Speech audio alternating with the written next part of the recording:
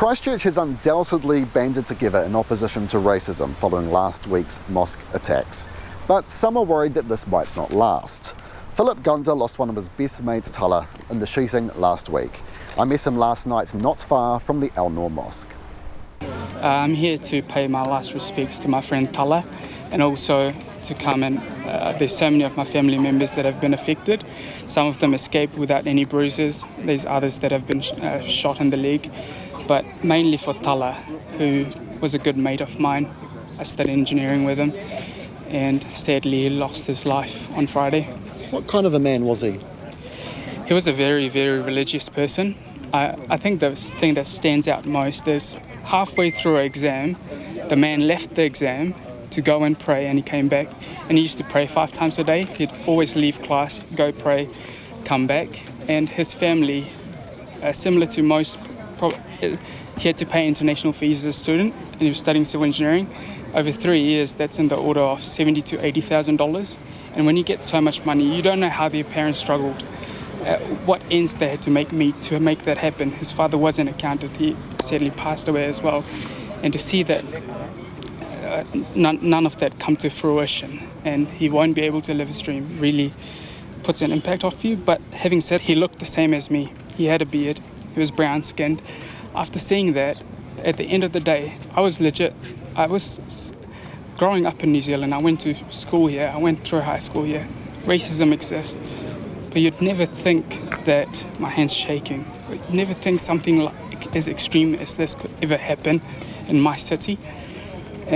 But having said that, coming back from it, to see the awesome support that from the gangs who make you feel safe to a certain extent, to all my mates, and the awesome support on social media, on the streets, even the tone of the people, how they talk to you has changed.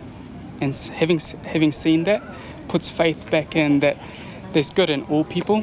And in this time of tragedy, I know a lot of people are down, and it was my friend that I lost, but there's so many people. There's a person I know, it was his birthday, and he lost his father on that day.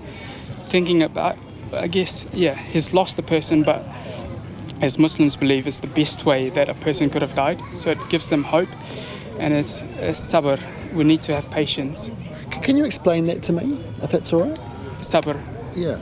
So during prayer, you've done uzu, and you're in the cleanest state you can be, and you're saying prayers, you're saying La ilaha illallah Muhammad Rasulullah, and for Muslims, that's like the best way a person can die, and they'll be shaheed. They'll have a direct route to, I don't know much about it, but it's one of the best ways you can leave this world, sadly. But a lot of families, I guess, when they think of that, it's really, that's one of the positive things, that the person is going to heaven. And that's one of it gives some peace to the family, knowing that it happened in such a moment. You spoke before about how you had experienced racism growing up here.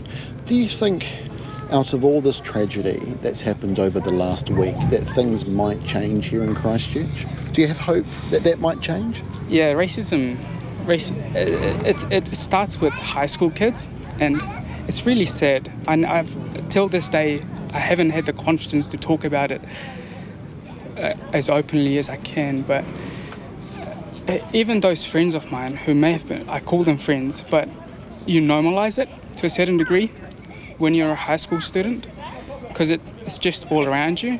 And then I found a safe haven when I found my Pacifica friends and whatnot. And then you find a safe haven.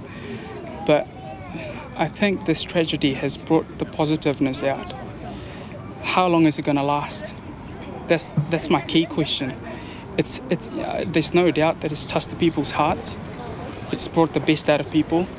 But I asked all of you that keep it going. Let's not lose this awesome unity that we've had over the past couple of days. I know it's going to last at least a year and a half.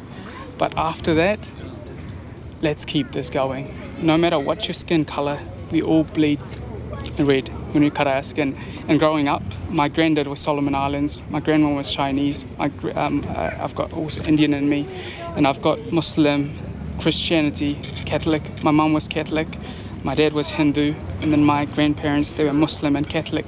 So I grew up with all these religions, and that's why I've learned about all these religions growing up as a person. And for me, my dad told me, people, we are one people.